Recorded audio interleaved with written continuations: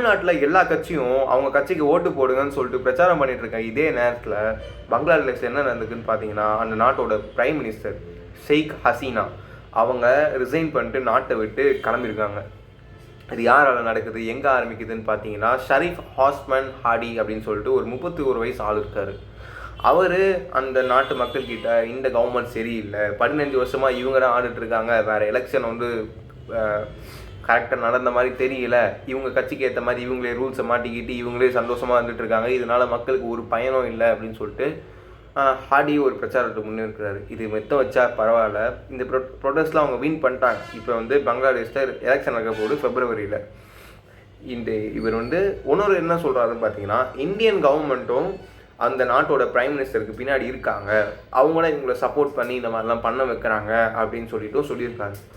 அது மட்டும் இல்லாமல் என்ன இருக்குன்னா, இப்போ இந்தியன்க வந்து ஹிந்துஸ் அதிகம், ஹிந்து மெஜாரிட்டி கொண்ட ஒரு கண்ட்ரி. ஆனால் பங்களாதேஷில் வந்து ஹிந்து வந்து ஒரு மைனாரிட்டி குரூப்பு. அங்கே வந்து இஸ்லாமிக் பீப்புள் தான் நிறைய பேர் இருக்காங்க. அங்கே இப்போ இங்கே எப்படி பாகிஸ்தான் வந்து முஸ்லீம் கண்ட்ரி அப்படின்னு சொல்லிட்டு முஸ்லீம்ஸ் மேலே லைட்டாக ஒரு ஹேட்டட் வந்து நிறைய பேருக்கு வந்து வச்சுருக்காங்க நம்ம நாட்டில். அது கரெக்ட் இல்லை, இருந்தாலும் அவங்க வச்சுருக்காங்க. இதே மாதிரி பங்களாதேஷ்லையும் நடந்திருக்கு ஹிந்து பீப்புளுக்கு.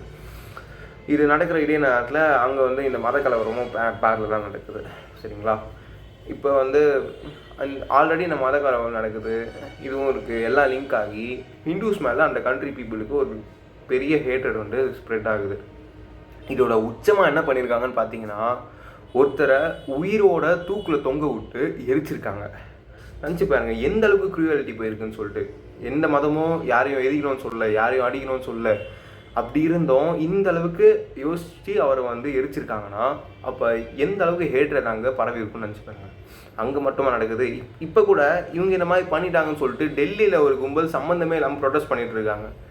அங்கே நடந்ததுக்கும் இந்தியாவில் நடந்ததுக்கும் என்ன சம்மந்தம்? எதுக்கு பங்களாதேஷில் நடக்கிற விஷயத்துக்கு டெல்லியில் உட்காந்து ப்ரொடெஸ்ட் பண்ணுறாங்கன்னு எனக்கு புரியல. இது மூலமா இவங்க என்ன சொல்ல வராங்கன்னு எனக்கு தெரியல. இந்த மாதிரி மதத்துக்கு அகெயின்ஸ்டான ஹேட்ரடை எல்லா கண்ட்ரிஸ்லையும் நம்மளால் பார்க்க முடியுது. அது மட்டும் இல்லை, இப்போ வெளிநாட்டுக்கெலாம் போனால் இந்தியன்ஸை வந்து வெறுக்கிறாங்க, இவங்க வந்து வேலையை வெறுப்புறாங்க கொடுத்துட்டு. இந்த மாதிரி ஹியூமனிட்டியை மறந்துட்டு எல்லாருமே வந்து மாற்றி ஹேட்ரடை பரப்பிக்கிற நோக்கி போயிட்டுருக்காங்க. இதெல்லாம் வந்து எனக்கு வீடியோவில் பேசணும்னு நினச்சது ரொம்பவே முக்கியமான விஷயம். இப்போ ஒன்று என்ன சொல்ல வந்தேன்னா, அவங்க எரிச்சாங்கல்ல, அவரோட பேர் என்னன்னு பார்த்தீங்கன்னா டிபு சந்திர தாஸ். ஓகேங்களா? அவர் இப்போ உயிரோடு இல்லை. அதே மாதிரி அந்த ஹாடி சொன்னேன்னு பார்த்தீங்களா, இது எல்லாத்துக்கும் ஆரம்ப புலி, அவருமே உயிரோடு இல்லை, அவரையும் சுட்டு கொண்டு இருக்காங்க. இது பின்னாடி யார் இருக்காங்கன்னு நினைக்கல, தெரியல.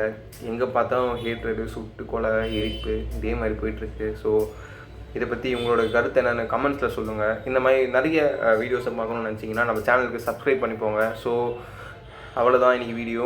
அடுத்த வீடியோவில் பார்க்கலாம். அது வரைக்கும் டாட்டா, பை பாய்.